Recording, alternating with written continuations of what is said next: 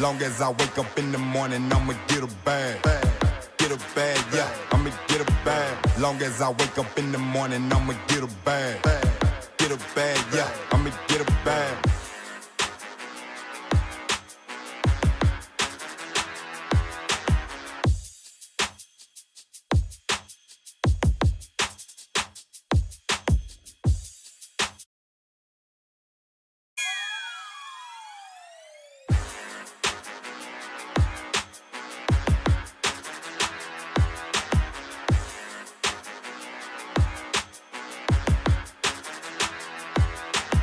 Long as I wake up in the morning, I'ma get a bag. Get a bag, yeah, I'ma get a bag. Long as I wake up in the morning, I'ma get a bag. Get a bag, yeah, I'ma get a bag.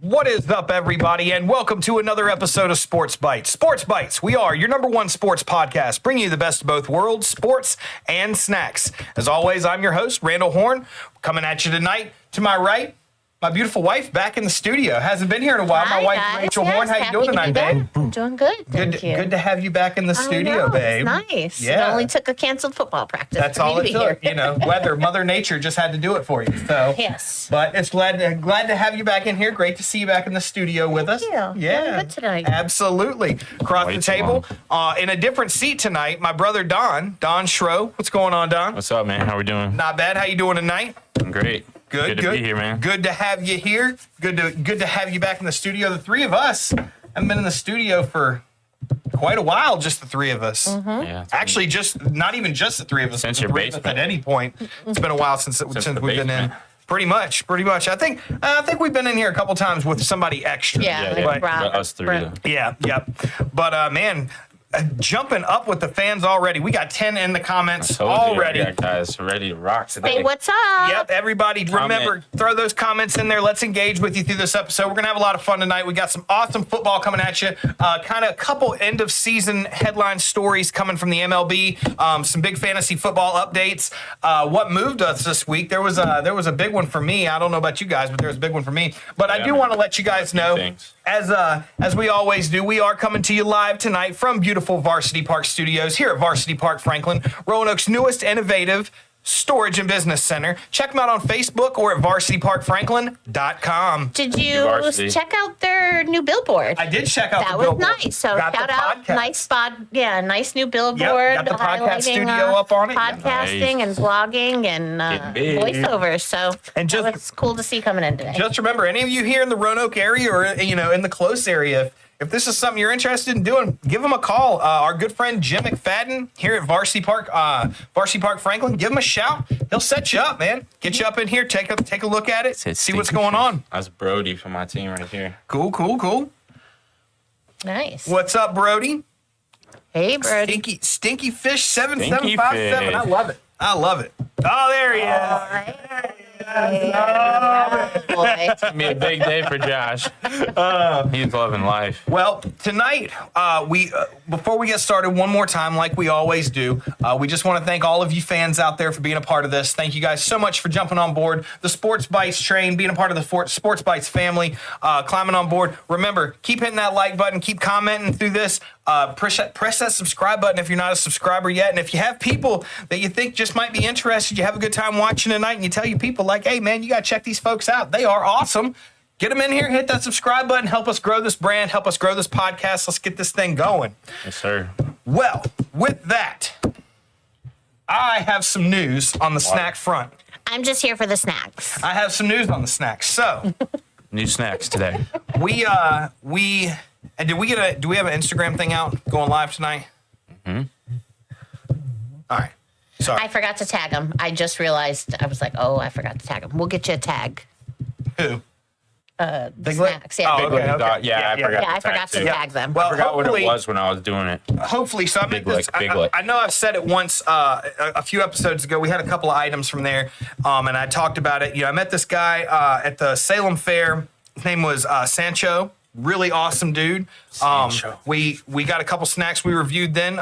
We've been kind of back and forth a little bit on Instagram, and I stopped into his shop today, Big Lick Exotics, and talked to him for a few minutes. And as we always do, if we possibly can, we like to push local businesses here and try and get the word out on these local businesses and get them some good cross promotion and stuff. And he's an awesome dude, awesome store. It's so fun to go in there and just walk around. It's so much stuff to look around at. It's just awesome. But we worked on a couple things, and he gave us a couple items tonight to check out and to try. And I'm super excited about it. So we wanted to throw that shout out there to our man Sancho down at Big Lick Exotics. And we've got their QR code and their website's gonna be up on the screen. There we go. Check them out. Awesome place to go. Like I said, if you're in the Roanoke area, awesome place to just check out. If you're ever in the Grandin Memorial area, drive by, man. Like just roll in there, because I promise you, when you walk in there, you're gonna find some stuff that you want to try. I mean, you can't walk in there. It's just bright colors and everything, bags from all over the world and stuff. Man. Like, man, I got to try this stuff. That's cool, man. What's up, Adam? How's it? What's happening? Oh, man, golly. 16, bro. 16 people in tonight. Loving it, everybody. Thank you so much Big for Dog being a part of Canine this. Training. There we go. They got a training class coming up. We're going to see you there, Adam, by the way. I'm going to hit you up. Yep. We got two new dogs that cannot wait to meet our good friend Adam Miller. Adam Miller over here with Big Dog Canine Training. He's the best. He is. He really is the best. If you've ever met Chewy, Adam is why Chewy is so awesome. Most definitely. So awesome. Most definitely. So let's crack into these snacks. So we've got salty, we've got sweet, we've got drink. Let's start salty sweet drink. All right, No. Salty drink sweet. Let her decide. She hasn't been here in a long time. You sure you don't want to start with drink? Just in case, because the drink is the one I'm worried about. Okay, we can start with the drink. The drink is the one I'm worried about. Yeah, we have 22. 22. Let's go. And then it just dropped down and doesn't matter. Doesn't matter. We got up to 22. That's the highest number we've been at. We got this right here. Oh my Can I use my Google Translate to see what it says? Yes, most definitely. We're gonna Google Translate this. Adam can't eat sugar. That's why he said that. Or like he's decided not to. Yeah, Josh said we're kind of in and out on internet right now, but we're gonna make it work. That's my phone. It makes a weird noise. I am on the web, on the Wi-Fi. I'll come off. Withy. Yeah, I'll come off of it. All right, so we got this drink from Big Lick Exotics. So from the look on it, I'm gonna guess. Yeah, it's apple flavored Fanta. Apple Fanta. Oh, wait, I right like there. that. That's exactly. There it is in English. Hey.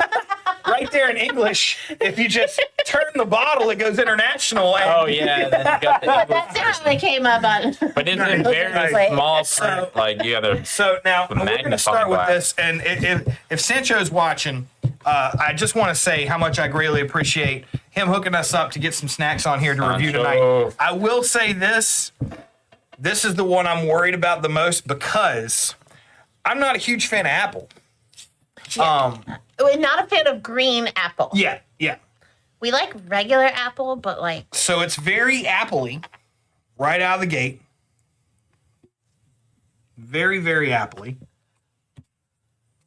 But. Whew. Like sour, like It water. smells like cider. No, I think it smells like apple cider. Yeah, that's kind of, and if that's the way it goes, I'm okay with that. I can dig that. All right, so but it is. We've got. I'm assuming this is Japanese. Japanese apple flavored Fanta. I think So, I like that. Here we go. Let's see what we got. Cheers. Cheers. Let's go, Brody. Yeah, see, that's not bad. That's like apple juice soda. Yeah, there's no carbonation. Yeah. No, it's minimal. It's a 2-liter. No. When I was in I don't mind the when I was flavor. in Mexico, that was like the only drink that was like good that we can drink. It was like apple juice soda, and that's the only thing sweet that tasted good in the whole Mexico City. It you have was to either water remember- or that. You have to remember, like most Japanese sodas are not carbonated like what we drink. Yeah, I know. Yeah. I mean, it doesn't taste bad, but it's No, more. It's yeah, more this is pretty juice. good. It's more juice. And But I like the color is deceiving. Yeah, the color is very deceiving, like lime green, like super. Yeah, it's definitely. I mean, I'm sure it's natural and artificial flavors, but not to besmirch anyone. See, I drink the Warhead Ghost. That's like sour green apple, and it's like real. It hits real hard, but that's like complete. It's like more juice. For a guy with a dab of sour. who hates apple. Yeah, that was pretty good. It wasn't bad. Pretty good. It wasn't bad. I think, setting the bar low kind of helped me out on that one because I feel like it has like apple juice, a little bit of carbonation, and food coloring. it kind of that's basically what it does taste like. But yeah, I mean, I'm not water. against it. I'm not against it. I can dig it. I can dig it. Not bad. All right, so now, babe, Not bad. sweet or salty? Oh yeah, It doesn't matter. I prefer salty, yeah. and then end go with the salty. sweet, and then we can go back to Kind the of like Sour salty. Patch Kids. So these we got Doritos Golden Cheese. Golden Cheese Doritos. Are these like Japanese It's golden imprint on the cheese, front? like cheddar cheese. I'm assuming because it's got the block of cheddar on it right here. Oh. But I was like, These are straight from Japan, right? These Well, are like, the last one pretty- was China. Let's see what language this is. as I say, it's got the This is this Chinese is also. Chinese. All right. the so here we Chinese go. Doritos. China, Taiwan. Yeah. Chinese Doritos, cheddar cheese. Oh, yeah. I feel like I'm going to be able to dig these. Yeah, some of the flavors have been questionable, but usually can't go wrong with cheddar cheese. But I mean, Chinese Hey, might have a what's the different. difference between cheddar cheese and nacho cheese? They might have a different way of doing it there. Damn, internet is just plummeting tonight. I knew with the storm it was going to probably be Are they iffy. Yeah. up and down? All right, so let's give them a shot. Here we go. See what we got. We're at 18 still. Let's go. Yep. I'm digging it. First It bite. tastes like a less tangy Cool Ranch. Yeah. I mean, That bag very well may not be here by the end of the. That bag will not be here by the end of the pod. not bad. Not All bad. like that. Man. Not bad at all. Let me Oh, walk yeah. down with some Big apple licks. soda. Big looks on one. Good. Yep. Yep. Most definitely. All right. Yep. Not Okay. bad. Not bad. Not bad at all. Big Lake Exotics Golden Cheddar Doritos. Check them out. All right. Probably one of the better flavors we've had. Now this one, Sancho picked out himself. I said, just point me to the stuff that everybody loves. He was like, that's everything I got. I was like, nice. That's a good answer, bro. I like hearing that. But were you? I don't know if you guys were here when we did the cloudy Skittles. The big puffy. I was not. Were you here for the Yeah. big puffy Skittles? Yeah, So they these were. are giants, but they're gooey. They're filled. Oh, like Skittles. a gusher.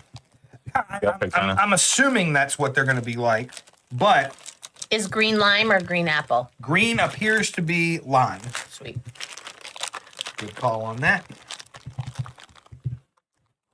All right. Here we go. Yes, sir. Golly. What's girl got to do to get a lime one over here? Got my cave polo, an old Letterman here too. Brought all the cave gear. Easy, Rico. Even bench warmers get a varsity jacket, ladies and gentlemen. All right, here we go. Hey, I deserve mine. Only played Oh. 2 years.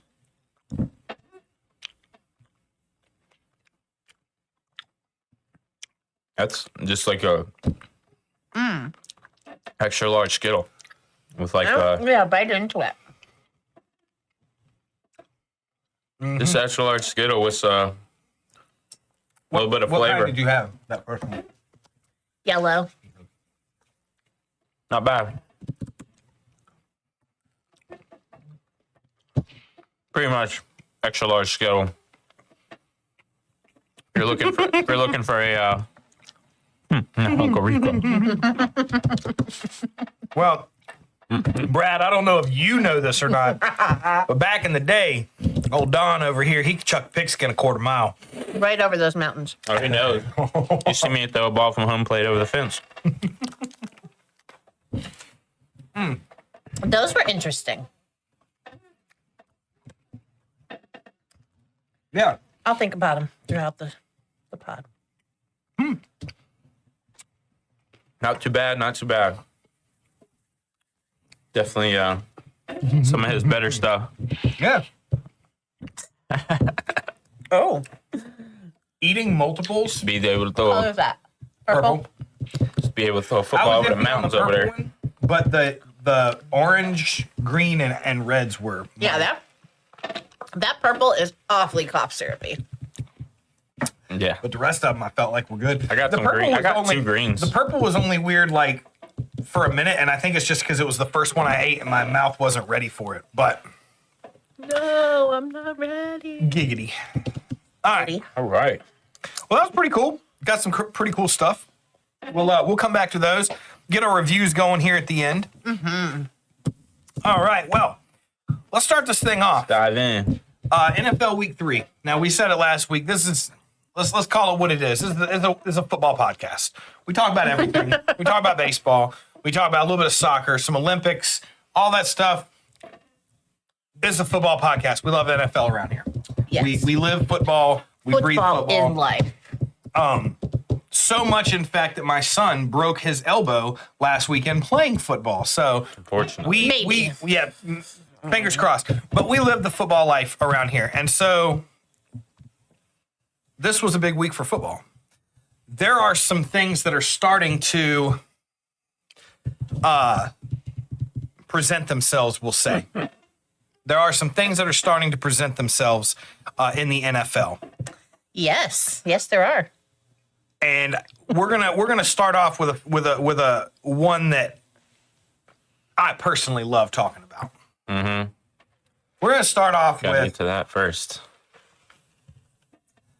I don't think it's gonna be what you think, No, it's not. but we're gonna start off I know what you're gonna say. with the 0-3 Cowboys, Oh. 1 and 2. or 1 and 2. Sorry, yeah, 1 and 2. That would be something, but they got one against Cleveland. But it wasn't the fact that they have lost the games that they've lost that got me interested. It was seeing all of the media attention already talking shit about Dak Prescott. People around the world talk about Philadelphia fans being the harshest fans out there. Oh, Eagles fans are the toughest fans. They're hard. They're assholes. Let me tell you something. I don't like Dak Prescott. Looking at his fantasy numbers, 346 yards throwing, 3 touchdowns, no interceptions. Those are pretty good numbers. Those are solid numbers. Combined? You got Per game? That was last week. You got to think about this though. 28-6. I mean, the game's pretty much over. They could have just ran and won the game, but they didn't. They got cocky and they let Dallas back in the game. Now, when you're up 28-6, I was talking to my buddy Alan I work with. He's really knowledgeable in football. He said it's easy to get a bunch of stats when they're playing prevent defense every time in cover 3, cover 4. They're not playing the run. When you're leaving all these holes, it's easy to throw a bunch of passing yards, and that's what he's good at every year. He's good at padding his stats in either desperate situations or against bad teams. That's how his stats have come the past few years, and every time he faces a good team, most likely he loses. He's a choke artist. He's good at getting stats when they're down 40 or against really bad teams. But in the past 3 years, you go look, 12-5, 12-5, 11-6, great years. They lose against good teams. They shit on bad teams. And that's it. That's all he's done. He didn't deserve that money. They could have went out and drafted somebody and had better progress than that. I guarantee. They're really regretting not getting Jaden Daniels or any of these other cats now. I guarantee. Well, I mean, They're paying all this money for this guy, too. They have dropped all their cash. They have what they have. Now, here's the thing. I'm not putting it near as much on him as I am going to put it on coaches. If you have a guy who can obviously, you can call it prevent or whatever. I'm like, the dude, he attempted 51 passes. They did not run the ball near enough. But the game was getting out of hand by the time that they wanted to start really getting the ball on the ground. Exactly. But like I said, he scored touchdown on the ground, 2 touchdowns in the air, 379 yards. I'll give him guts. He got guts at Dude the end has of the the game. arm. He has the arm, and to throw that many yards, even in prevent defense, to throw that many passes and that many yards with no interceptions, that still takes. He had 3 sacks, no fumbles. Like, that's a big one. Like, And he showed guts at the end of the game, and the Ravens let him back in it. They had the game won easily, and they let the Cowboys back in it. And that was why he was able to do what he did. He did show guts at the end of the game. If they had a run game and they took the offseason seriously and bolstered their defense like they were supposed to, they would probably be okay right now. But Jerry did nothing in the offseason, so they're paying for it right now. They have Elliott and Rico Dowdle in the backfield. Hideous. And then your defense, besides Micah Parsons, you lock him down, what? Who else? Diggs. He's not doing shit. He's getting shit on every game. He is still one of the best out there, though. Maybe not in the last couple games. He got hurt last year, big injury. He's not covering these guys the way he was previous years. So, Well, I still think that Dak is a good quarterback. I think that their team needs some coaching. They keep struggling through the coaching carousel. And we, as Eagles fans, we have too. Last year, I mean, we lose 2 coordinators, get rid of them so that we can bring 2 new guys in. It's part of it. But for sure, regardless, below 500, 3 games in, still early. They still have a chance to right the ship. But seeing the frustration on their players coming into the locker room after the game, that speaks more volumes than anything I saw out on the field. They looked defeated, both mentally, physically, and emotionally. They looked like they went back into the locker room like, dude, there was some of those players that looked like they couldn't give 2 shits if they ever played football again. Like, they looked like they were just over it. Now, as far as personnel, Ravens should be one of the top teams in the league. If you were watching that game, Dallas had a clear chance of coming back. One of the drives, they had a field goal. CeeDee Lamb sitting wide open in the corner of the end zone. He looks at him and then looks away and throws an incomplete. I mean, the dude's waving his hands like this. There's no one around him. Bad decision. He's on the sideline trying to snap at him and stuff. He has to make smarter decisions earlier in the game. You can't have desperation mode at the end of the game. Now, did the Ravens almost give it back to him? Yes. They're not looking that great either, to be honest, because they are the kings of giving away games in the first 3. Mm-hmm. The Chiefs, they let them come back. The Raiders, they let them come back. And the Cowboys, they let them come back. But as far as what you're talking about with CeeDee, I mean, that's one play. I know. That's one play. But it changed the whole game. It changed the Jalen does it. Lamar does it. They all do that. And it's easy to point a finger at one play and say, "Oh, that was." I'm not blaming the one play, but it was just CD was getting upset that he wasn't finding him wide open. It was multiple plays. He wasn't even looking at the best guy on the field. CD still almost dropped half the passes that were thrown to him. He had seven targets for 4 catches on 7 targets. I don't think he dropped them though. I think it was just good defense. I mean, it's kind of like Jamar Chase last year. If you're complaining and wanting the ball, you have to be ready to catch that ball when the ball comes to you. Jamar Chase did that, and we're going to talk about Jamar Chase. But great game. Do you think that it is? Do you think it's too early, or do you think it's already time to rest that finger on the panic button in Dallas?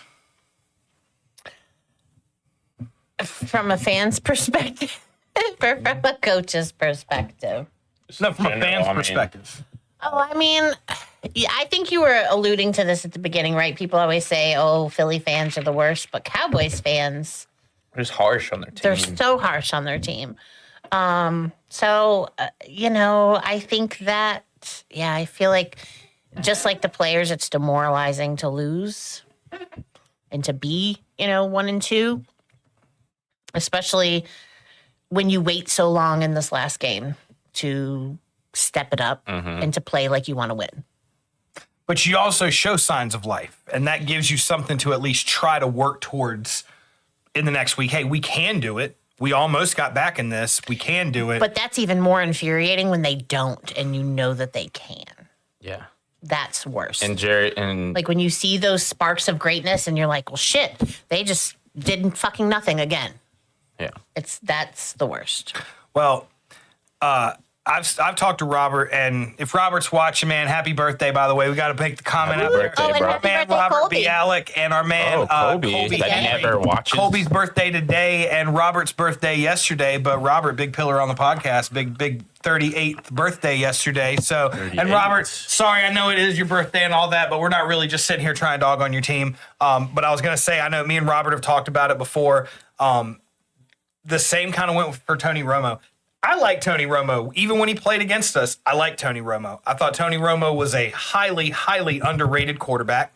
I felt like he got a bad rap by fans in Dallas. I feel like they expected the world of him. Mm-hmm. And my man, they wanted the world. He gave them 3/4 of a world, and that wasn't good enough ever. And, and that is something that Philly fans do as well. Like, we do expect too much. The whole thing. We expect everything. Especially the last few years. Yeah. So, but, it'll be interesting to see how they move forward, what changes get made, if any. I mean, maybe they come out and they just say, hey, we got into an early slump, but we still like the direction that we're going, and we're going to keep doing this. Well, here's how they right the ship. They play Thursday at New York. Mm-hmm.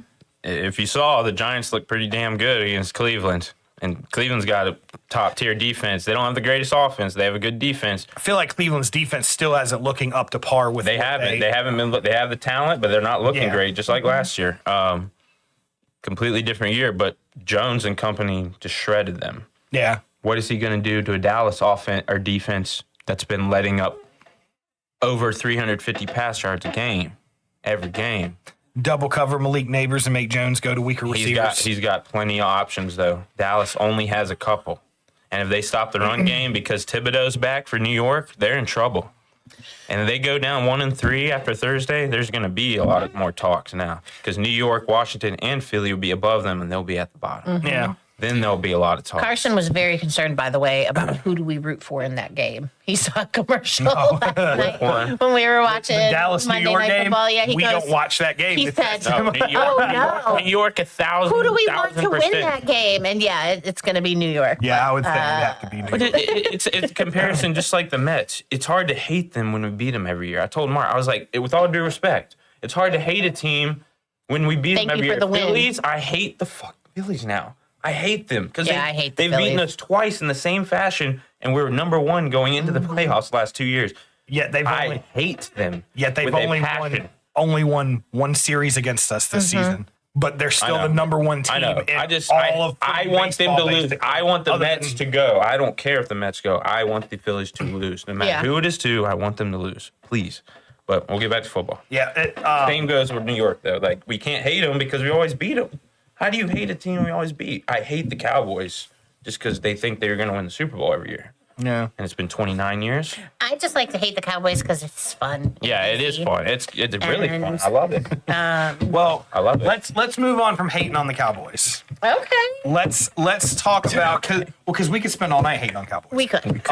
But it's not fair to Cowboys fans the day after their birthday. So And on their birthday. let's think. Oh, yeah, right. Colby, too. So let's talk about the Eagles. Let's go ahead and jump into this Eagles game. I've got a couple other games that I do want to talk about that were kind of big for me. But let's go ahead and get the Eagles game out of the way. Every analyst, once again, 100% New Orleans over Philadelphia in a hostile New Orleans environment. I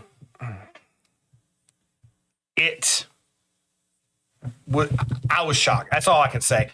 I put money down against us because I didn't.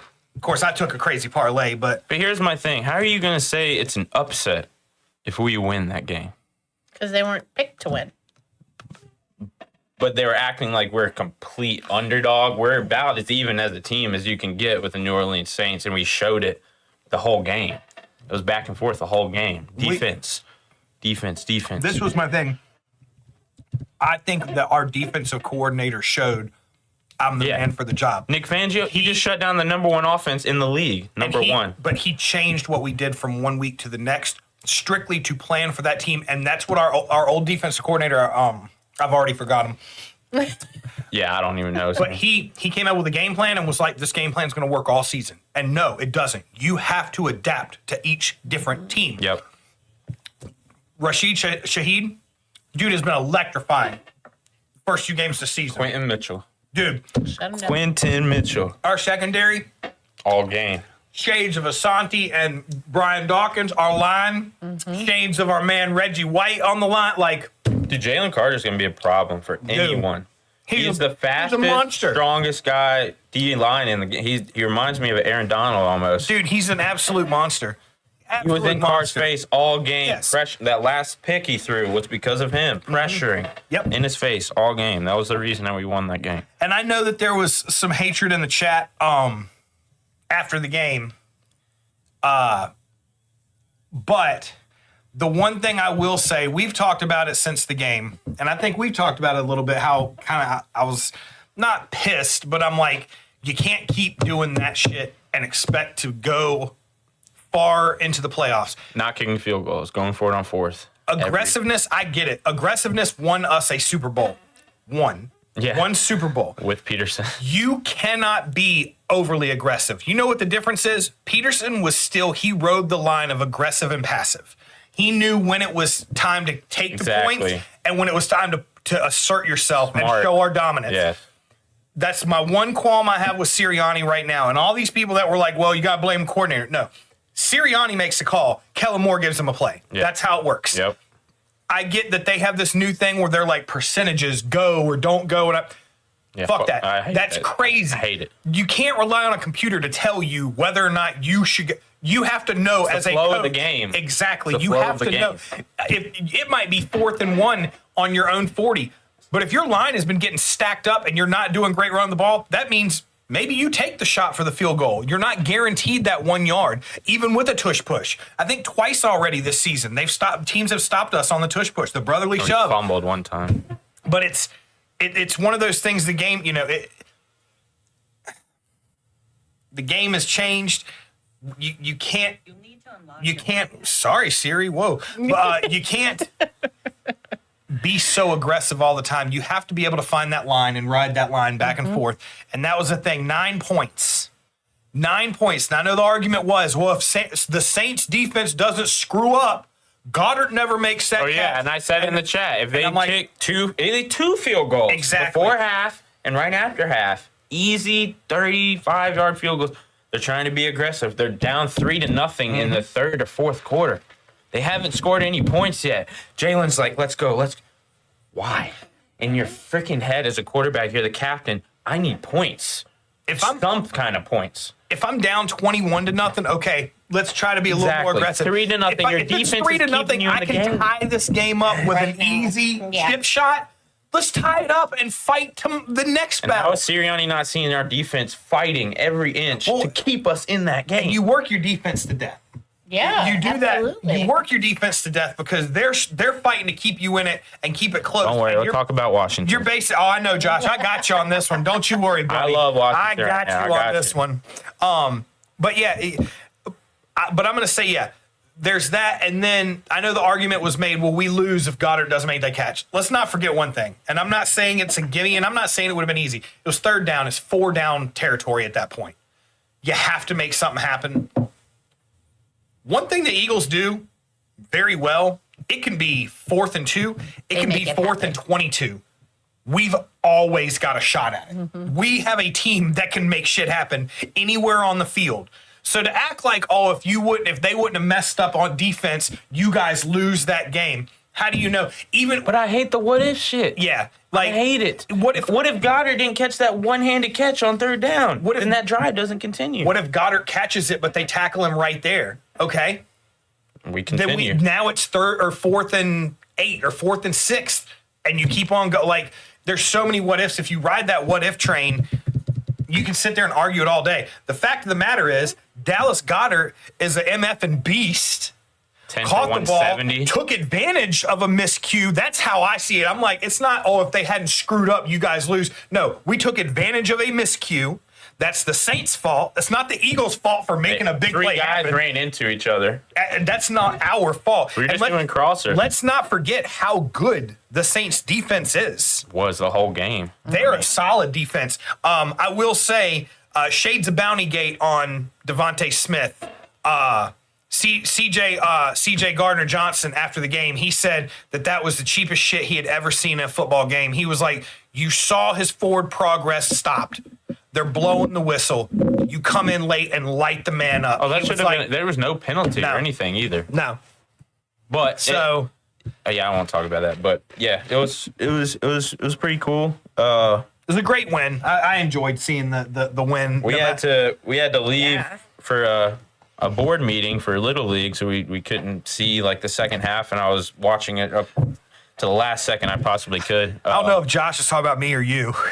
I think you were talking about you in that note, but no, I like the fight and just seeing Saquon. As soon as I left the house, it was 3-0, and Saquon exploded for that 65-yard touchdown. I mean, we had nothing going. I mean, we had drives going, but we kept screwing up, and I was like, this dude's 9-10 yards a carry. Why are we not giving him the ball? Finally, he breaks through. Nobody touched him on the 65-yard. He went through the whole line and secondary. No one touches him. That was his moment right there. That was his moment that he redeemed himself from last week. Mm-hmm.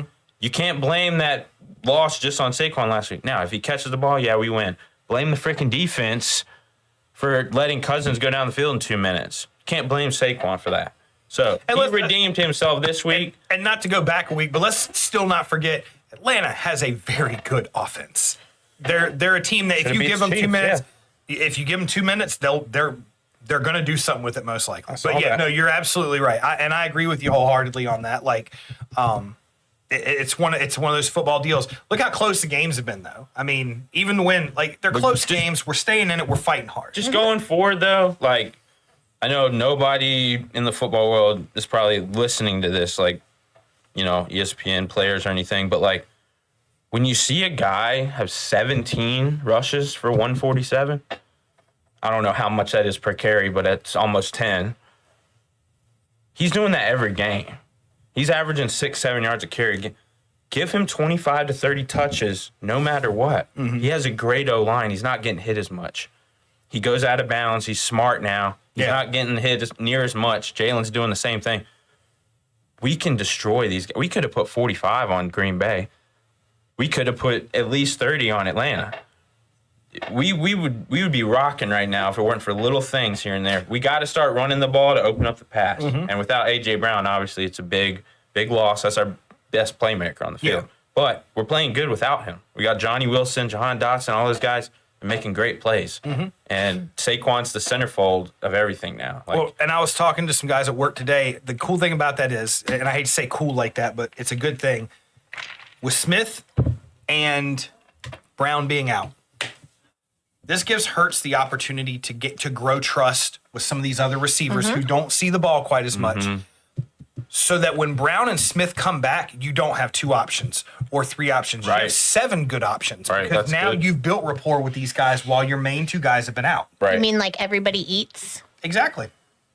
Exactly. I mean, like, It's almost like that's a great. like Josh Allen, what he Exactly. did last night. He let everybody eat. 5 different receivers. Keon. That's what I'm saying. I'm like like, to see Keon. in Philadelphia, I'm like, Jalen's got a cheesesteak sub. There's enough there for everybody. But dude, give everybody some cheesesteak, Jalen. All right, so Damn. if everybody doesn't know, me and Randy are Florida State fans and Eagles fans. So Johnny Wilson, he was like a Mike Evans 2.0 for us last year. He was incredible. He's 6'7", 250 pounds. He's a great route runner. Catch anything comes to him. He made a big play last night. Sunday. One of the only plays he was in the game. Big play. Mm-hmm. He made a big catch on 3rd down, made a 1st down. I'm excited to see him get rock and throw him a jump ball just to see what happens. You know, I just want to see him go up for it, just like when Travis threw to him. So, like, just seeing that and seeing Keon for the Bills score, just like all those guys, it's awesome to watch. Well, I'm going to jump into the Bills game here in a minute because I want to give Rachel her chance. I know she was very excited, but I do have one other game I want to talk about before we get to the Bills, and I want my man Josh over here is going to be happy. So. There's 2 things I want to talk about this. It's Monday night. Washington, Cincinnati. Mm-hmm. Washington looked good against Cincinnati. Let's be straight here. Jaden Daniels. He looked perfect. He is the guy. He's what y'all been waiting for. I'm going to tell you now, again, I hate to be that guy and say it, but I said between Drake May and Caleb Williams and all those guys, I was like, Jaden Daniels, he impresses me the most. You know what Jaden Daniels has, and I've said it so many times that none of the other guys had like he does? He has touch. He has a touch when he throws the ball. He can place the ball. Smart. He has good ball placement.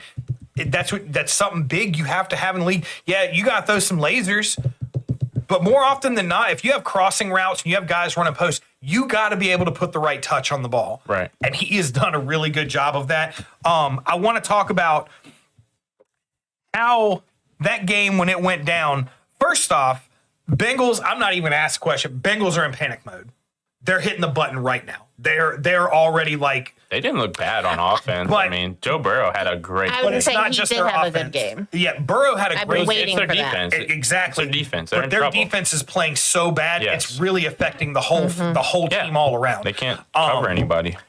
That's, to me, that's a huge panic for them. They have an offense that can probably build around just about anything they need to, but their defense is giving up a ton of points and yardage every single game. And just like we were talking about how your offense not getting you the points is working your defense to death, Yep. you're working your offense to death because you're basically saying every drive they scored, you're going to have to put up points or we're going to lose. Right. Yeah. And they try, but that's a tough. Well, that's tough yeah. ask. Any unbalance in a team is going to put like unnecessary strain on the other side of the ball, and I mean, right? That's why we say, okay, offense wins games, but defense wins championships. You've got to have both sides. You got to have the offense scoring more than the other team. I mean, it's very simple. I don't mean to, but that's really what it comes down Josh to. over here, shades of Brent over here. They look crispy. Y'all did look Keep it crispy. crispy. Yeah, y'all did look crispy. So That was, I got something for Josh just for this. I did some research on this game just because I loved watching this guy last night. So I didn't do enough research on him, and I'm a sports nerd, so it was crazy to me that I didn't know this. This guy had 55 career starts in college. He started in Arizona State as a freshman. He was the only freshman in Arizona State history to start as a freshman. He played 55 games in college. So this guy is breeded. He's not like a normal rookie. He's not like Bryce Young that comes out after 1 year. All these guys coming out after 1 year. He is breeded. He's groomed. He had great coaches, and then he went to LSU and won a Heisman with great coaches and had great guys around him. He was shredding that defense on his own. Those touch passes to McLaurin, that safety was right on him. That defense couldn't have played any better. Yeah. He, like you said, touch. And the last two games, raindrops, dude. no turnovers. No turnovers. He's the only one in the NFL. He's leading the NFL in like QB rating, all that stuff, because he's not making mistakes and he's being smart with his play calls. No matter what happens, he's making the right decision. And it was, I have a stat right, sorry, real quick. I have a stat right here. It was like the first game since 1940 where there was 0 flags, 0 turnovers. Wow. Huh. 0 That's flags, 0 interesting. turnovers. You have to have both. Yeah. Well, and, and I think Josh will appreciate this too, is it's not just Jaden Daniels and Terry McLaurin, but they have a lot of players who have stepped up to make their team play at the level that they're playing. That easily could have been like, I've played for a couple years. I've never been on that level, so I'm going to stick with what I do and just no. You have guys who have tried to learn new things, who have stepped up into these positions. You have a line who's playing really, really good right now. Their Eckler. offensive line is doing well. That's what good playmakers do. They elevate, they elevate everybody else Make around everybody them else look better. to play better. I mean, look at Jameis at Florida State. We had talent, but look how good we played when. How many games did you see those pregame speeches where he comes out there and I mean, even if he is a Still goofball, doesn't Yeah. man. but the players they react to that, and I think Jaden does a lot of that. I think he knows how to keep his team and that's I think the biggest impressive thing for me is I put zero credit into rookie quarterbacks because I'm like too much is expected of rookie quarterbacks when you're going to start. He has come in groomed. and really shown His maturity. how long he can do down the stretch is yet to be seen. But for right now, 3 games in, the man looks like a seasoned football player, a seasoned pro football player, and he's only 3 games in. He's made some really good plays. He's made some tough plays too. Let's talk about a little bit of scrambling around. A lot of quarterbacks like that will scramble, happy feet. They stop looking down the field. The moment they're out of the pocket, they're like, I got to go. I got to get away from all these guys. Man, poised. He's like, pocket collapses, turns, moves, gets a few steps out of the pocket, finds a man, still throws it. That's tough for rookie quarterbacks. Yeah. That's so tough for rookie quarterbacks. And I think that's another thing, like you're saying, like the team sees that. They see like how hard he's trying, makes them all try too. So props to Washington. I think, my question was going to be, did the game show how good Washington is, or did it show how bad the Bengals are? I think that question probably doesn't need to be asked, because I think that game, no matter what, showed how good Washington is. I think both defenses need some work for sure, because even in the first few games, Washington's 2-1. They've given up a lot of points. They have. I mean, the game against the Giants, that's one thing, because the Giants aren't as great as like the Falcons and Bengals. But even in that Falcons game, the first game of the season, they were getting pooped on, and he didn't quit till the end. He was scoring. He was trying to score. He did what he could to make it respectable at the end of the game. Yeah. Correction from earlier. Sorry about that. It wasn't 0 flags, 0 turnovers, 0 punts, 0 turnover. It's more realistic. But still, 0 punts, 0 turnover. That means every single drive, the team either went down the field and kicked a field goal or scored a touchdown. That's an exciting game to watch. And I loved watching. I love going back and forth, just seeing Allen shred at Jacksonville and then going back, Jaden shredding Cincy. But yeah, that was a really exciting game to watch. Probably the most exciting of the week besides Philly. I did love the two Monday Night Football formats. I like the scoring. I do. I did like that, because sometimes Monday night games come and you're like, for lack of better words, I have no dog in this fight. I don't really care. Energy left. Like, I don't really care about watching this game. Yeah. I'm gonna go binge watch the Real Housewives. So yeah, Morning Housewives. Ertz, But shades of Philadelphia. Ertz is still a beast. Oh, he is still a beast. Note the jersey right there, 8-8, buddy. Yeah, baby. Yeah, I love Zach Ertz still to this day. He will always be my dude. Biggest play of the Super Bowl, man. Yeah. And they tried to call it back because the ball hit the ground. But so yeah, I do like the format. It was fun. Let's talk about this game, because here's the only problem with the game. Go. Yeah, here's the only problem with the game is after halftime. Oh yeah, I went to bed. I didn't go to bed. No, you didn't go to bed, but after halftime, it's like you almost lose that excitement, because it's like, man, how are we going to do this game? And then at halftime, it's like, man, I am starting to feel a little bit bad for the other team. This is starting to. Not that I felt bad, but the first half was definitely much more electric than the second half. Oh, yeah. But there's always that thought in the back of your head, like, what are we going to do to F this up? Because 34-3 is tough to F up. Have you met the Bills? I think a 31-point comeback at the half would probably be the biggest comeback. They were just dominating the whole game. The Music City Miracle. Greatest comeback in history. But anyway, the Bills did that. But no, it was exciting. It was exciting. Josh Allen, a beast, amazing. I talked about it earlier. 5 different receptions, yes, including Keon Coleman. Our boy. So and we said during the game, not him. to take anything away from Keon, but that pass again with the touch, we could have caught that touchdown pass. Like, it was that thing was just dropped perfectly where he wanted it. Keon was also 20 minutes late for a meeting, and they didn't let him play the first quarter of the game. Oh, I did not know that. As soon as he got in, he caught a touchdown. Oh, nice. Well, he was ready. He was ready to go, and his number is called, baby. Maybe if he spent less time at Macy's getting jacked. 79, 89. Probably where he was, He's been on my radar the last couple of years. He's been one of my favorite receivers, too. Yeah, he's been good. Even our defense, who everybody said was going to be in trouble with the loss of Jordan Poyer and Milano hurt again. It still looked great. Christian Benford is coming.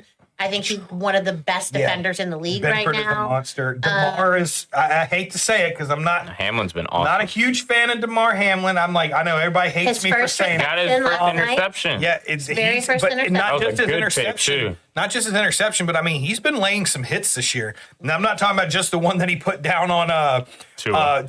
No, Tua ran into him. Yeah. I mean, he was still there for it. Yeah. But he's been putting hits down. Good interception. Yeah. So, I mean, I think that was kind of the defense, I think, was a big question mark for a lot of people. And I know for me personally, that really kind of held me back I'm always really tentative to be all in, right? Beginning of the season. I've been disappointed for 30 years to go all in and then midway be, 1-4, 1-5. So cautiously optimistic. But yeah, the defense has shown up. Offense is getting it together. Spreading it around and making it where Josh Allen doesn't have to do everything himself is what makes your offense keep dance. Right, the the defense quarterback guessing. that was Yeah. overrated, that we didn't have any weapons on our team. All these things were said about the Bills, and we're just proving people wrong. Who'd I say a couple of years ago you guys are going to have to watch out for? Who? James Cook. Yeah. Dude is a monster. great. He is. He's a monster. I'm going to tell you now. He's got some good genes. I'm not going to say he's better, but damn if he's not on the exact same level as Dalvin. He's on the exact same level. He's shifty. He's fast. He once he makes Power. that power cut, The thing that is, power Power. cut. I That's think what he does. The thing that I think, if anything, puts James ahead of Dalvin, James catches the ball better than Dalvin. Now he did drop a big wide open touchdown. Still. But again, one play. He's a touch lighter too, so he's shiftier. Yeah. I love James Cook. James Cook is one of my favorite running backs in the whole league.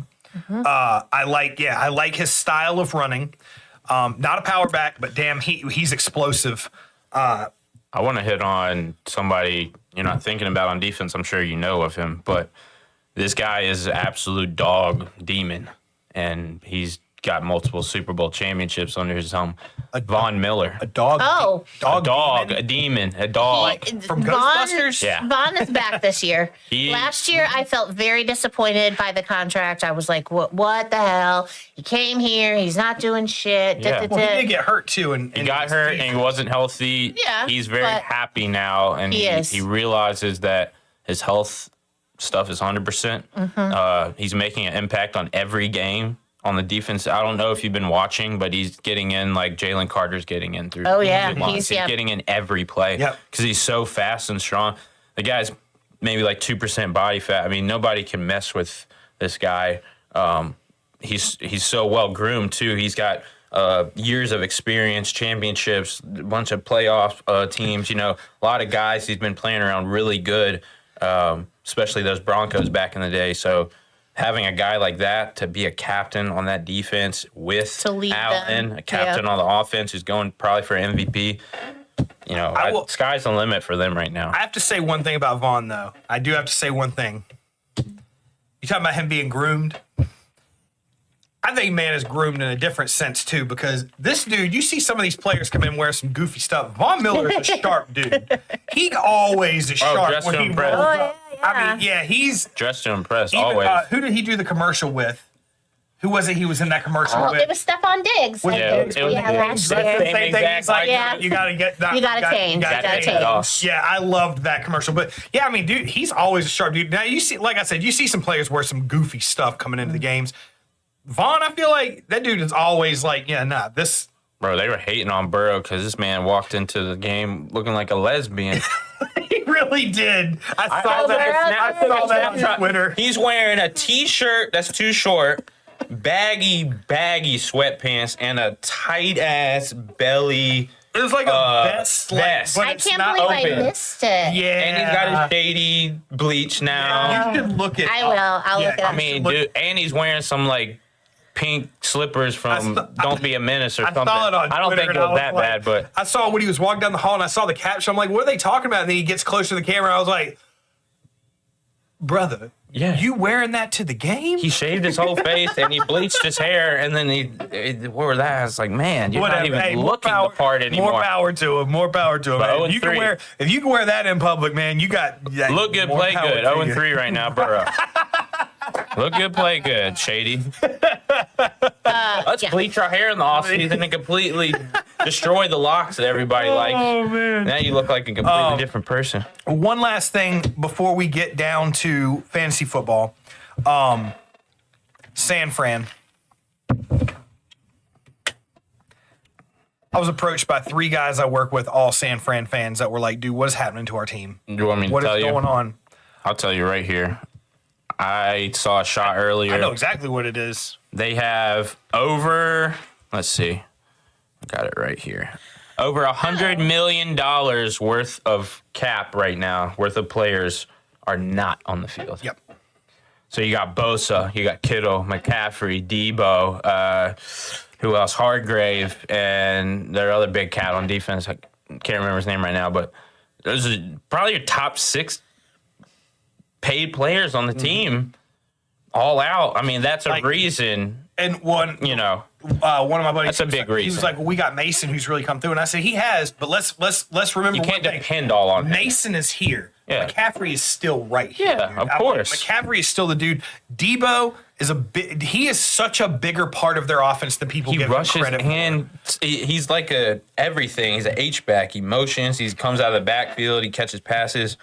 But, yeah, that's the reason. I mean, I'm not worried about them. Once Debo and Kittle and all them get back, they're going to be fine. for. But how long will it be before they're back to 100%?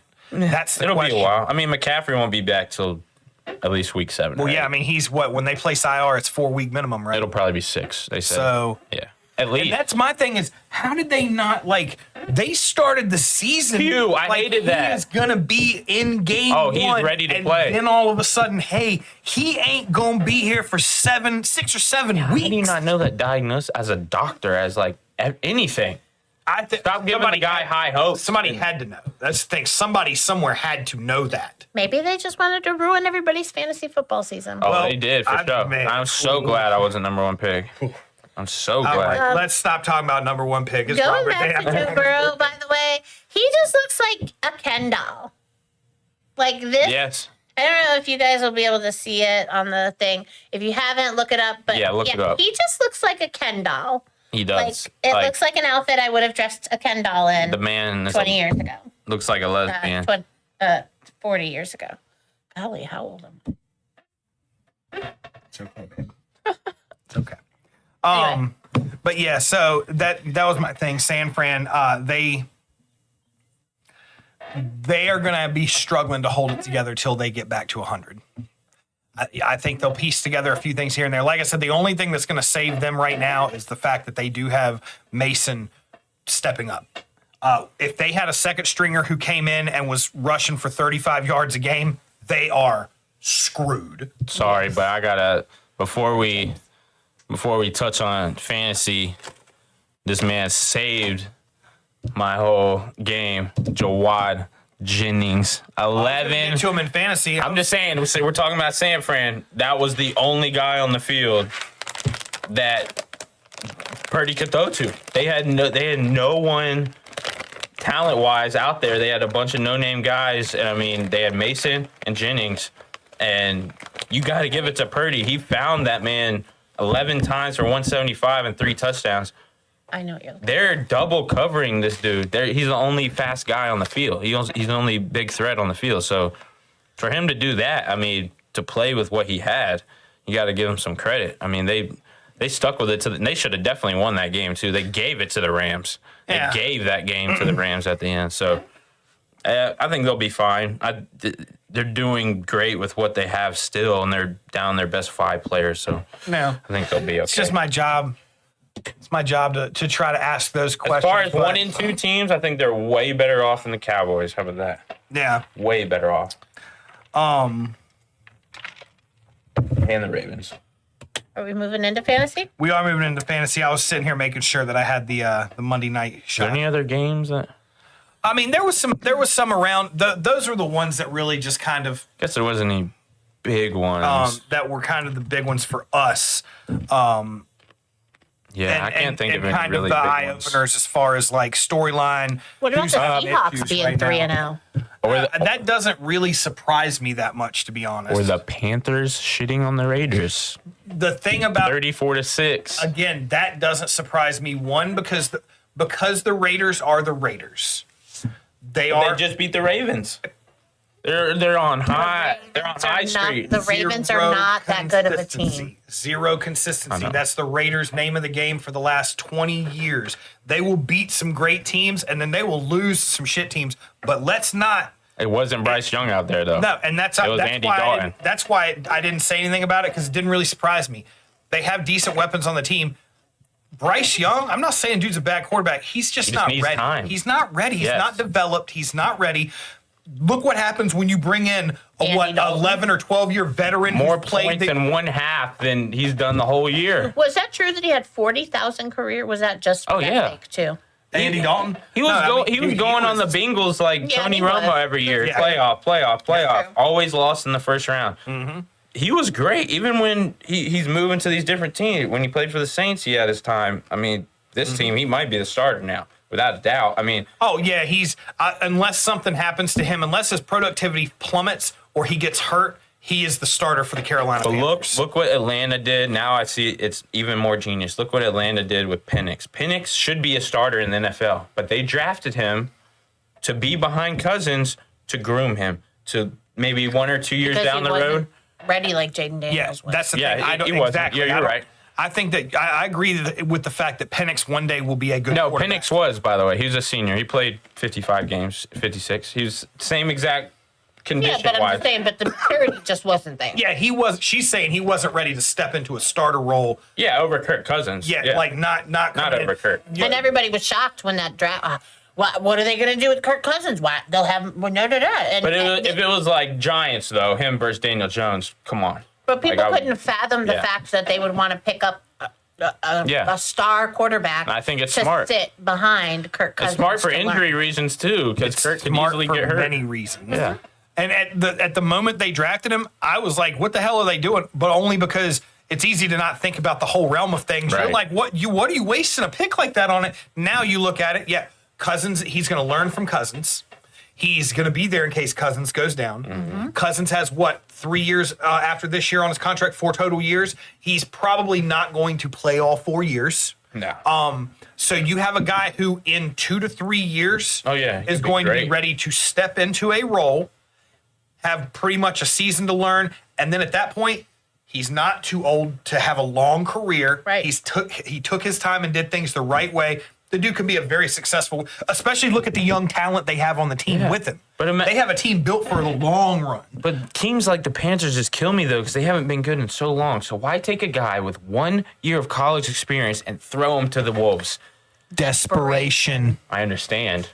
But you got a guy, good job. You got a guy on the team, like you just said, that had 40,000 yards, and he's a veteran. He's won playoff games. He's been to the playoffs many times. He's had plenty of wins in his career. Why not have him starting and Bryce Young backing him up?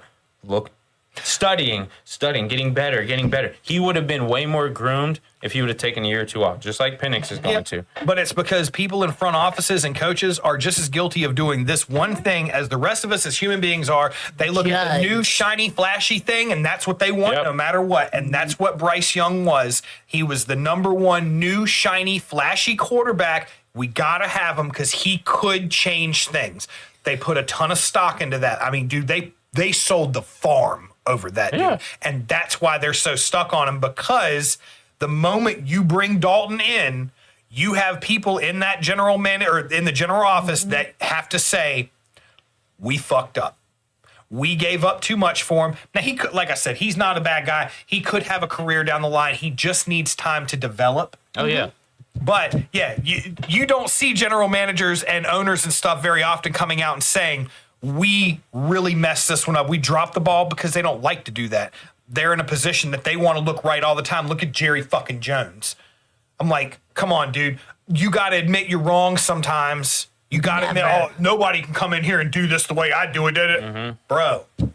No, Al not like Davis you. was same way, dude. Yep. Like, bro, come on. Lose yeah. the ego. Build a good team. You can't, your front office people do not want to say, Bryce Young, we gave up too much. He's a good player, but he's not worth anything close to what we gave up for him. There's a thing like in the corporate world that they always say you should be quick to hire, but even quicker to fire.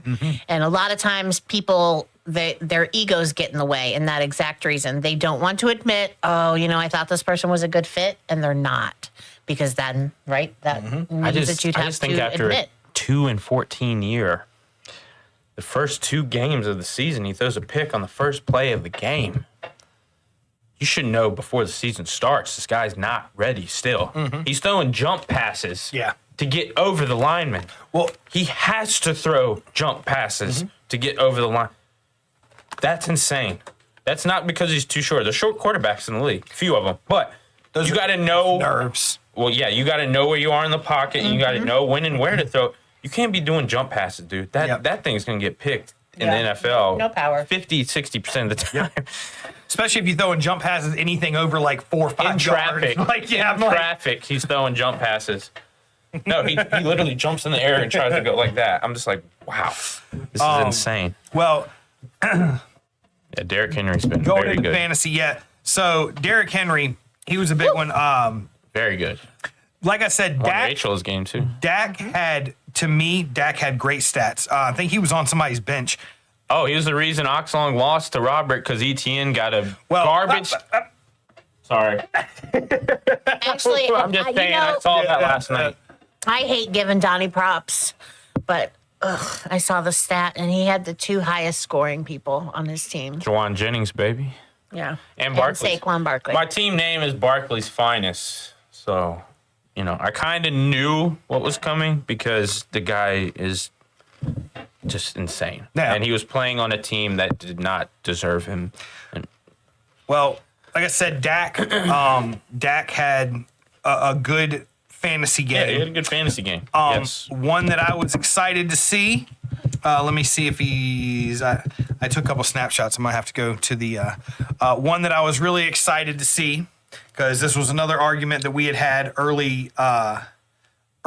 in before the season had started, but was where's my man at?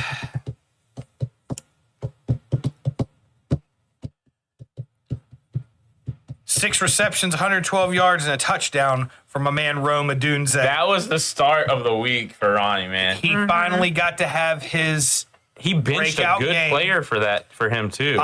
Which is shocking because if you remember before everything, Ronnie was saying Rome was not. He was like, he's Right. number 3. He's not going to have shit for a season. He's Ronnie's gonna smart. be- Ronnie's smart. He won the championship against me last year, and a lot of it was because strategy. He knew Caleb, even though they lost that game, Caleb is not going to come out every game flat. He knew no matter what, he was playing desperation ball at the end of that game too, just like Dak. Yep. He's going to throw those yards eventually, and Rome's probably his favorite target, even with DJ Moore and Keenan Allen there. When you also had Marvin Harrison 5 for 64 and a touchdown. So I think the idea that we had talked about was who would have a more productive season, Harrison or Odunze. Now, I'm not saying Odunze will at this point, but the dude is, he's putting stats up just the same. Yeah. And he's a number 3. He could easily become number 2 or 1 Oh, in dude. Caleb's book. He Yeah, might develop more rapport with him other than DJ Moore and Keenan Allen. DK, big game for him. Oh, I love DK. Amari, fucking big game for Amari, man. Nobody 2 knew tutties. that was going to happen. No, absolutely Deshaun Watson, not. the way he's playing. No You consistency. couldn't You start can't. You just Cooper. can't trust You it. couldn't start Cooper. On a whim. If you did, good job. But Especially not with the roster that Robert has. Like, that's a tough start over anybody that he could have took a place of. So, but yeah, I'm like Jaden Daniels, man. Yeah, 254, 3 total. Jonathan Taylor had a big game. Kyron Williams, I had him in Robert's league. Man, he had a great game. I am now the only team in Robert's league undefeated still. really? Yeah. Oh, I've got a solid Adam. roster. Oh, yeah. Solid roster. Charbonnet came in for Kenneth. Did a great job. I have him and Kyron and Yahoo. 25.7. Like I said, Rome, Stephon still got right at the 20 mark. Jets and Buffalo, some defenses putting up some good points this week too. McLaurin, Aaron Jones, a lot of players with some big games.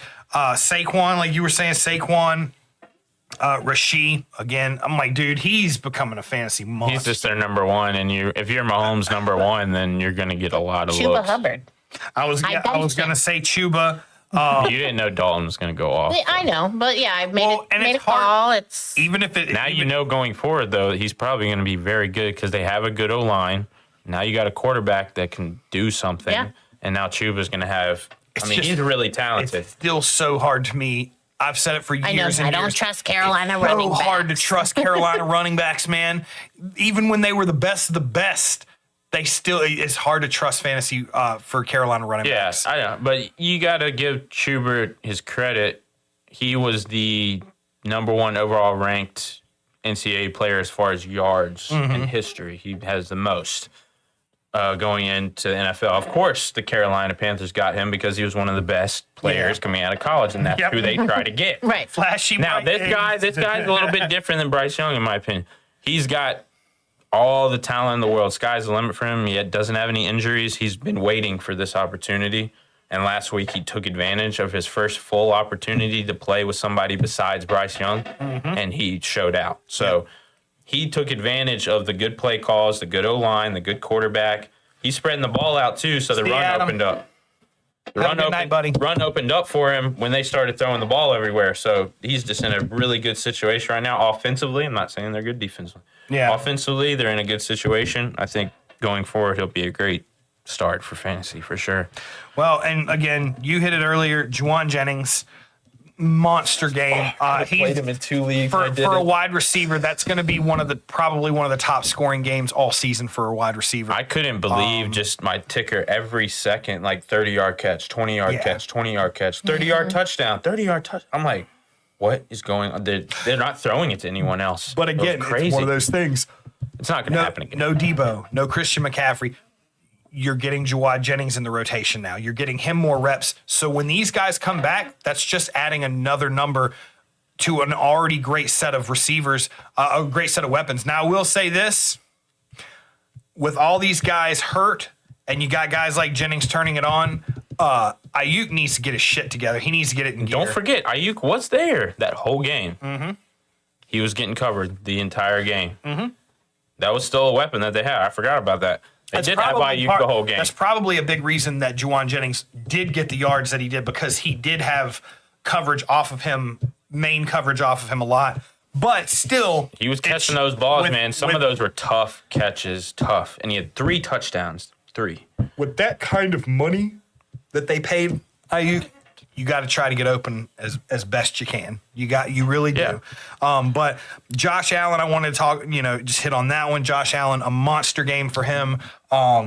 He was the whole reason I lost my big money league. I was like, dude, they're going to – I told her, I said, if they score another one before halftime, I said, if it's 34-3 at halftime, you guys are going to bring second string out at halftime. I think Trubisky only played 1 or 2 snaps. No, he was in the fourth quarter. Was he? Like 10 minutes left. But still, I'm like, he had too many stats. That's still almost too long to keep your starters in because of how many injuries we've seen happen all Jacksonville season. came out and scored a touchdown. That was why Allen came back out. But and then the only other one I really had that I wanted to hit on, Jamar Chase coming back, making a statement. Yeah, they lost, he came back and it was within the first 4 minutes, he made that huge touchdown catch. He made it known I am back. Yeah.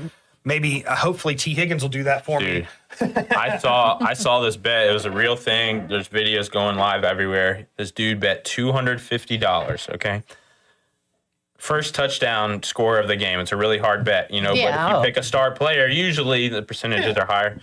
He picked Jonathan Taylor for the Colts. Let's see, who was it? I gotta look. Hold on. It was Jonathan Taylor for the Colts. I think it was Saquon Barkley, because technically he had the first touchdown of the game, and then Jamar Chase. All first touchdowns. How much did he win? $117,000. And this dude was at a bar. I mean, maybe 8 people in there, ripping his shirt off, fucking yelling, screaming, running back and forth. I'm ripped. Drink for everybody. Rounds.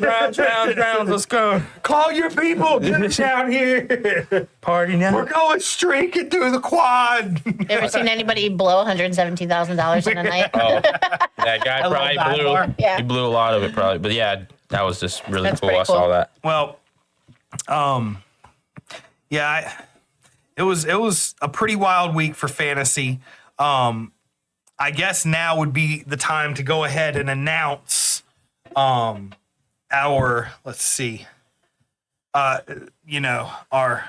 newest thing. I feel bad. Sickening when I watched that. I feel bad though, because here's the thing. The thing. I feel bad because the man who created is Monday night getting money shot on now every week. 2 weeks in a row. Two. Got the Monday Then night the money receipt- shot. No. I got it last week against Zach. He did it He got his week 1. Was it week 1? Okay. Sorry, Dr. Mike. So 2 out of 3 weeks. one though. and 3. Last night, Travis Etienne doing just enough. He shouldn't have even been in. It was 47-10. It was bullshit. I was like, Crazy. how is this guy still in the game? Yeah, Travis Etienne coming up with 12.5 yards for Robert. 12.5 points. 12.5 points. Sorry, yeah. For Robert, I'm looking at the who gives him a 2.5 point lead. Not even a 2.5 point lead over Brett at the end of Monday Night Football. I've been Dude, telling you the now. last 2 these- drives, they were down 37, and he got 8 and then 22. He got 8 and then 22, and then they took him out. I was like, It's crazy. fucking kidding me? So Like, no way. this week, Travis Etienne for Robert Hawk Tua against Dr. Mike Hold Oxley. off. Spit on that thing. The Monday night money shot. Yeah, so that was a big one right there. I was trying for it in Robert's league. Yep, you were. I got close. If- Joe Burrow having a good night definitely helped me get there. you were close. Like, I was gonna say, if there was a money shot in my big money league too, I would have been the only undefeated team. Allen couldn't score 32 points against me. I was like, he has to have a huge day. I mean, he has to have a huge day to beat me. I was pretty confident going in because I thought you were going to run a little bit. I mean, he passed the whole freaking game, and he had 34 at halftime. So I was just like, all right, well, can't get mad about this anymore because he's probably going to have 60. And then he only ended up with like 4 more points. So, oh well. Well, so it's looking like, other than Houston, I believe, New York and Cleveland both clinched. That's done. Switching gears. Yeah. Switching gears. Yep, switching gears. Sorry. Sorry, I was kind of talking out loud. I hadn't really moved on, but I was talking out loud. My internal monologue wasn't working. But yeah, late season, last couple of games of the regular season before we get to October Magic. Right now in the AL, yeah, New York and Cleveland, they have locked. They're clinched. They're in. Houston is 4 games up above Seattle. I think they need one or 2 games to go one way or the other tonight and tomorrow, and that will determine if they're a lock or not. I would imagine Houston's a lock by tomorrow. Yeah, they're looking strong second half of the year. Philly's locked. Well, yeah, Philly's locked. Milwaukee's locked. LA is locked. Although LA is not locked. LA is only 3 games up over San Diego, so they are not locked, I don't believe. I think It's there's a lot of close. teams right now very close. But I'm going to tell you now, They have to it's, face the Pods too. Padres, Dodgers, man. in the National League, Washington, Miami, Chicago, St. Louis, Cincinnati, Pittsburgh, San Fran, and Colorado all eliminated already. All done. Yeah. You've got San Diego, Arizona, Atlanta, and New York fighting for those spots. Only And three can go. 7:20 tonight. In 4 minutes, we start the game. That's the big one for me this week. Big one. Big series. It is. I think it's the only real determining series. If the Braves pulled a sweep off, I don't think we will. But if we pulled a sweep off, I think we take that spot from the Mets. I think so, but it's going to be tough. They're playing very well. But I think even if you win 2 out of 3, it's not enough. I don't think it is. It makes that last series after that against, who do we have? We're facing a weak team, and the Mets are playing a strong team. So that's going to be the only thing that will save us. If we can take 2 out of 3. But look at us. So we're playing the Royals in Atlanta. But look at the Marlins. We couldn't even sweep the Marlins. That's I feel like they always have our number. the Marlins. But look, half these teams are playing their playoffs right now. They're putting everything they have left in the season. If they really, truly want to end the season on a respectable note, these teams like the White Sox and the Angels, you see them scoring big runs on these playoff teams. because these guys are going into these Last games push. saying we're going to spank them. No, you're not. These teams are playing their hearts out to finish the year. I'll tell you who didn't play their fucking hearts out to finish the year. Who? The Phillies, who gave games to the Mets, I feel like, to keep the Braves out of the That's what I was thinking. That's I ridiculous. was thinking that shit. Absolutely No, I ridiculous, swear I was talking dude. to Mark about I that. was sitting here looking at scores, and I was talking to Mark like, there about that. is no way this is happening right now. I know. That's absolutely crazy. Are you saying there's collusion happening? No, one of the dudes, No. I work with, Brian. He's a big Philly. He's Philly all the way. He's an Eagles fan and a Phillies fan. And I said that to him. He was like, "Oh, sounds like a little Braves hater Kool-Aid over there you've been drinking." And I'm like, "You call it whatever you want to." I don't think that the Phillies are that dominant all year, and they just shit the bed against the Mets at the last bit of the season when it's that close between New York and Atlanta. You gotta give it to the Mets though, because it was a few weeks ago they took a series from the Phillies, and they go into Philly and take a series from the Phillies. So Well, they have the they're Brewers, playing- and that's the only thing that worries me is because the Brewers are locked. yeah, they So can the they can Brewers, chill. They can chill. They don't have to play hard.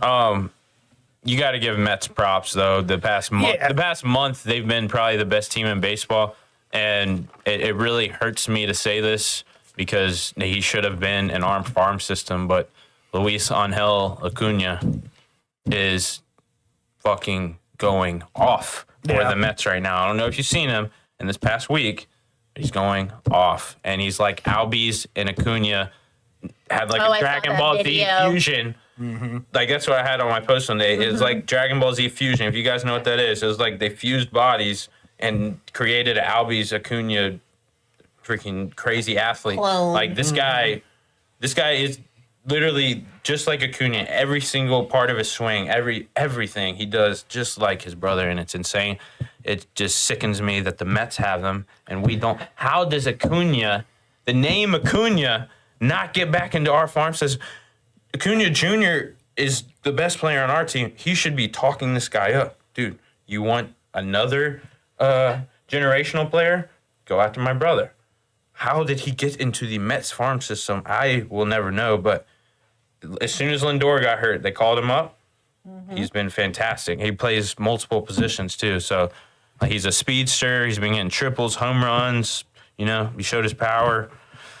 They're really confident team right now. Everyone in their lineup is hitting. Their pitchers are doing well, and people forget the Mets lost Diaz last year because of a World Baseball Classic. Him celebrating with his country and jumping up in the air. That was the reason he tore his ACL. So they didn't have him all last year. They have him back this year, and he's looking fantastic. He's back to Diaz form. He's throwing gas. He's fooling guys with that slider. So that bullpen, everything about the team, it's going to be hard to beat them. And even when we do play them in right now, it's going to be hard to beat them no matter what. So if they do get in, I'm cheering for them no matter what. Like I said, it's hard to hate a team that we beat so often. So That's true. I hate the Phillies with a passion. I want them to destroy them if they play again in the playoffs, because that's what it's looking like. The Mets get in, they're playing the Phillies round one. What's up? So You seem disappointed. No, hold on. I got this. What moved you? Sorry, I'm putting money on the Mets right now. Oh, okay. Crazy not to at this point. That's how I made my money. put money on the Mets. Yep. Game just started. That's all right. Okay. All right. Oh no. What moves me? Let me start. Yeah, go. Yep. So this is kind of, an obscure sport. It's sports related. But this week, the Appalachian Trail record was beat. 40 hours. What was it exactly? 40 hours now. 40 days, 18 hours, and 5 minutes by a woman based right here in Virginia. Cool. Her name is Tara Dower, 31 years old. She came down. She started in Maine, came down to Georgia. Wow. So that was pretty cool. She came from behind to beat the record. She got hung up in like some rains in New England. But yeah, she's like obviously the fastest person to ever do it. And out of the top 10 fastest people to ever do it, she's the only woman. So Wow. yeah, That's pretty that's what sweet. moved me there. Well, yeah. What you got, Don? You want me to go?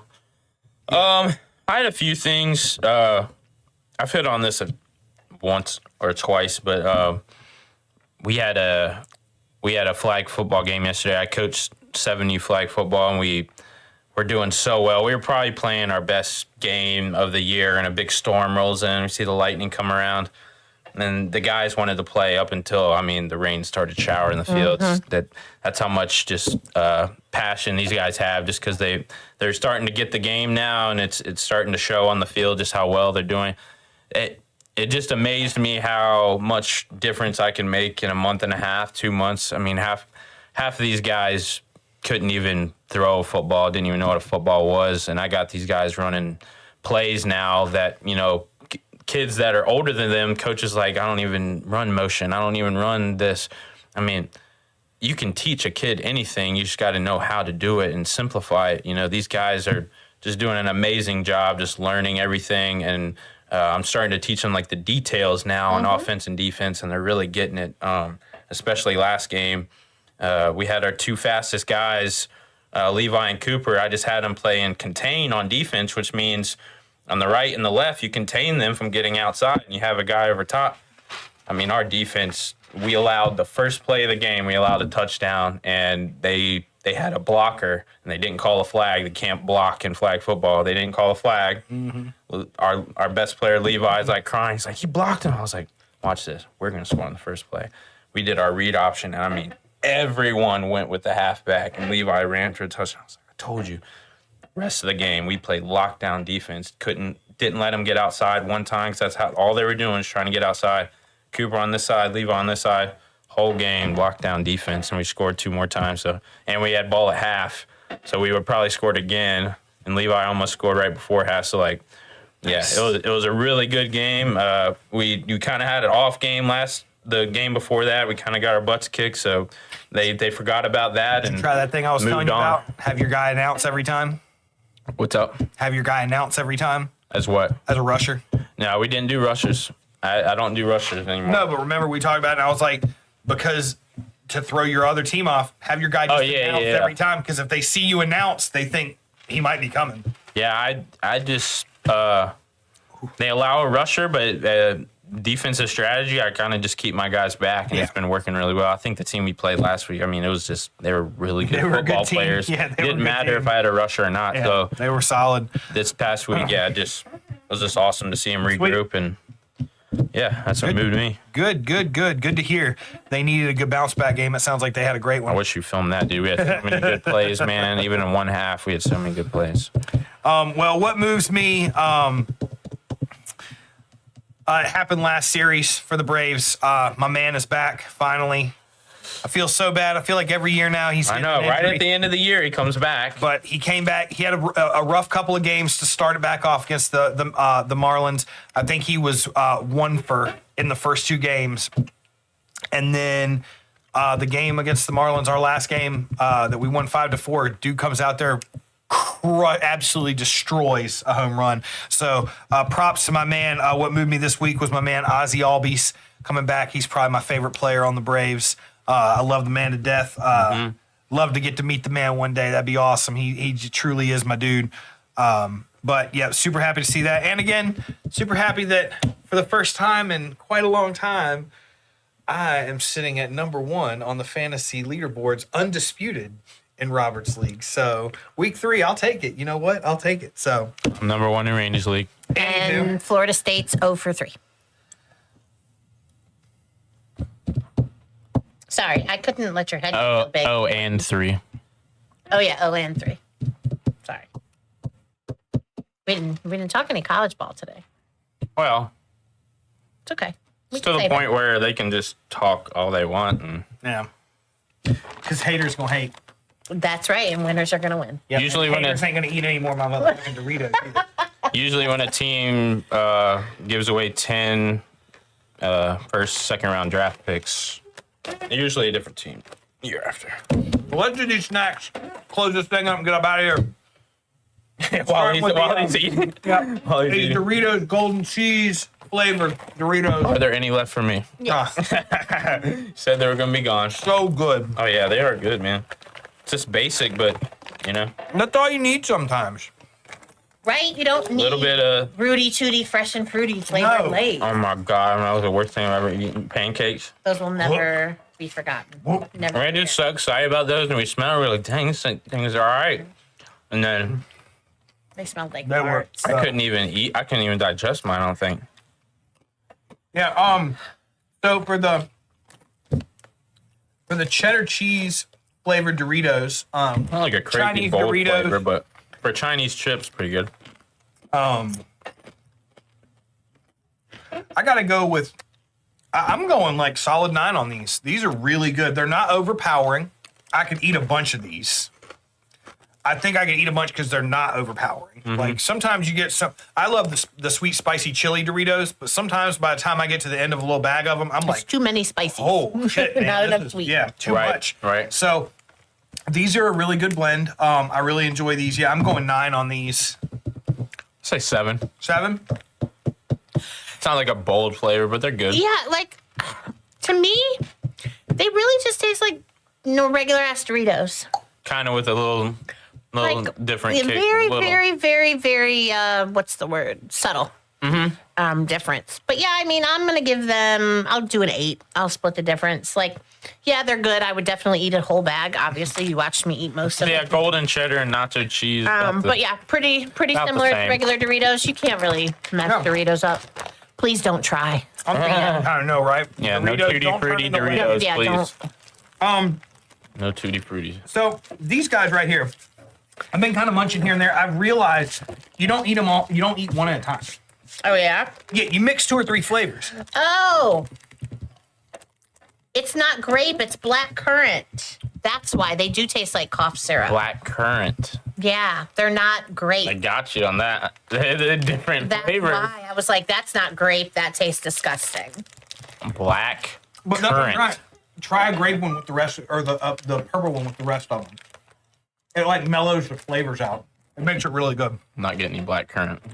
I do like the texture of them though. Overall, it's like Yeah. a regular Skittle, crunchy.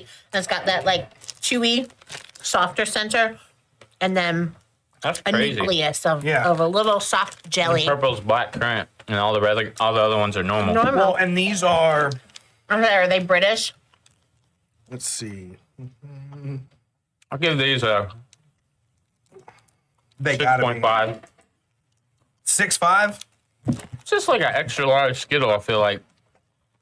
Yeah, I'm still on. I'm still at a solid 8 on these. I like that consistency. Not bad. And other than one flavor, how many Skittles did we eat They're when Irish. Are they? How many Skittles did we eat when they were green apple instead of lime? We still ate the hell out of them. No, you maybe. Look, you can see the juice coming out of this.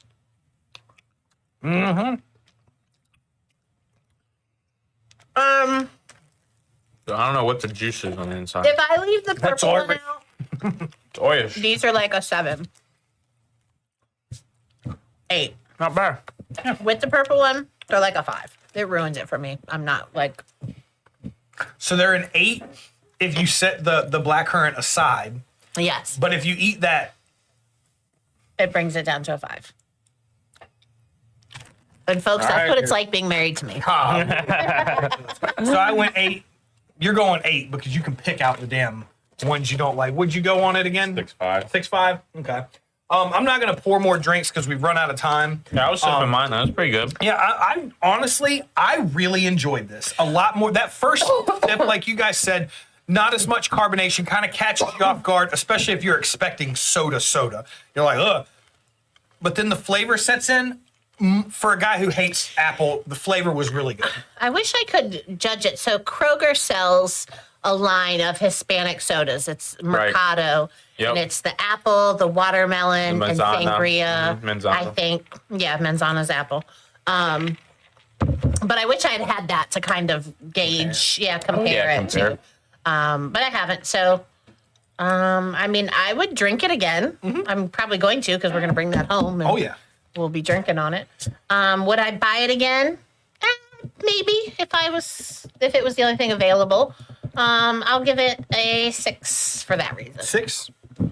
I'll give it a 7.2. 7.2. It's just good. It's not a drink you sit here and chug. It's good to just sip on every now and then, just to get some flavor. Yeah. Of all things, the guy who hates apple. That's I'm like about your to favorite thing? No, but I'm gonna give it a higher score. I think that I had it at about 7.5. And y'all know my scale. If you're at a 6 or above, it's worth trying for sure. Yeah. If you're between 7.5 and 8, you need to try it. You need to try it. If you're 9 and above, you should have that shit in your house all the time. Always. This is a 7.5 to me. It's good flavor. It's worth trying. If I hadn't tried it, if I'd have just gone off the label, I probably never would have tried it because I don't like apple. Yeah. But it goes to show you sometimes, especially at Big Lick Exotics, when you walk in, you see so many different things. It's worth picking something up and just trying it because you never know what you're going to like, what you're not going to like. But on that note, I want to throw another shout out there to Sancho and Big Lick Exotics for hooking us up tonight, giving us some great products to try out on this. Again, for any of you guys out there that are watching that are living in the Roanoke area or around the Roanoke area, Grandin Memorial area, Big Lick Exotics, go check them out. They're across from, I believe it's Cardinal Bicycle. Okay. Right there. I have not been down. I was just thinking, I was like, oh gosh, I haven't been down there in a while. Like where the bookstore used to be? Or Where Reed's Furniture? What's the grocery store? It used to be right there. The Mickermack. Mickermack. Oh. Cardinal Bicycle's there now. It's right across the street from okay. Cardinal Bicycle. Next to Pops. Kind of around the corner, but yeah, I don't want to get too confusing on it. Sorry. But We'll figure it out yeah, later. no, great spot. Look them up. Website and QR codes up on the video right now.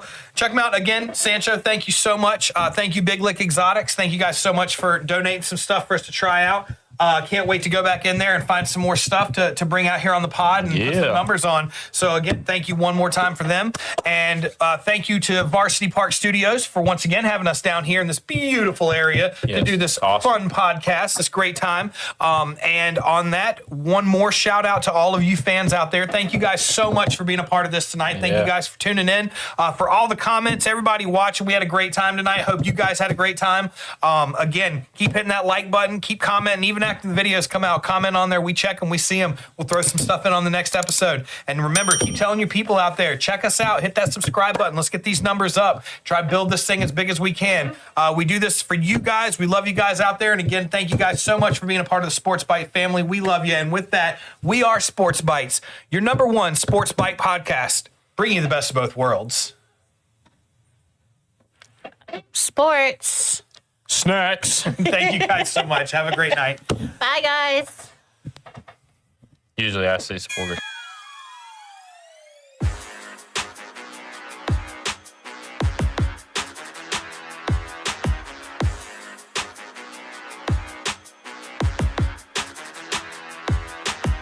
Long as I wake up in the morning, I'ma get a bag. Get a bag, yeah, I'ma get a bag. Long as I wake up in the morning, I'ma get a bag. Get a